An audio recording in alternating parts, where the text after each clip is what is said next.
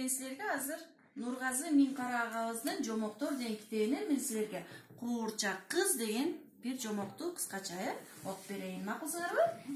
Анда угуп турабыз. Куурчак кыз дейт. Илгери бир абышка кемпир жашаптыр. Алардын жападан жалгыз үйүнөн башка эрмек болор бир уул кызы да жок экен. Буга экөө аябай капа болушат. Бир күнү экөө ээрчишип базарга барышат. Ары бери кыдырышып, үйлөрүнө керектүү буюмдарды сатып алышат. Кайтарда бир адам татынакан куурчак сатып турганын көрүшөт. Жанына жакын басып келип топтой калышат. Куурчак кыз тим эле тирүүдөй, сулуу да, жылдыздуу да экен.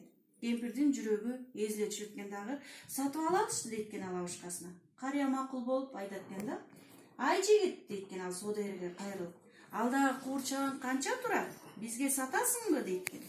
Ошондо баягы соодагер киши ооба дейт. Ал башын ийкеп, арзан эле болгону 2 эле теңге деп айтат экен да. Арзан куурчак сатып алган экөө абдан сүйүнүшүп, үйүнө бат эле жетип келишет. Кантсе да караан эмеспи? Тигини үйдүн төрүнө жыйылган жүктүн бурчуна коюшат куурчакты.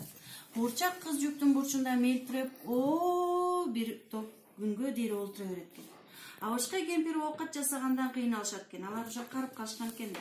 Үй шыпырып, жарма жасап, аларга бере турган бала жоктугуна кейишет экен. Аларга боору ооруган кыз бир күнү жүктүн бурчунан туруп, үй оокатын жасоого киришет экен. Куурчак уже оокат жасап турат экен. Заматта иретке келтирип, тазалап, шыпырып чыгат экен үйлөрдүн баарын. Чалт кемпирдин сүйүнгөнүн айтпагыла. Жүздөрүнөн күлкү чачырап, куурчак кызды абдан алкашып, баталарын беришет. Ошентип алар чогуу жыргап, куунап жашап калышкан экен. Мынакей түшүндүңөрбү балдарыңыздар? Жакшы экен карачы. Абышка кемпир өзүлөрүнүн уул кызы жок экен, куурчак сатып алышып, ал сыйкыр жол менен куурчак кызга айланган экен. Абышка кемпирге жарма жасап, үйүн жыйнап, тамак жасап, үйүн тазалап, жүктөрүн жыйнап бергенге жарап, абышка кемпир абдан сүйүнүп калышкан экен. Жактыбы жомок? Түшүндүңөрбү?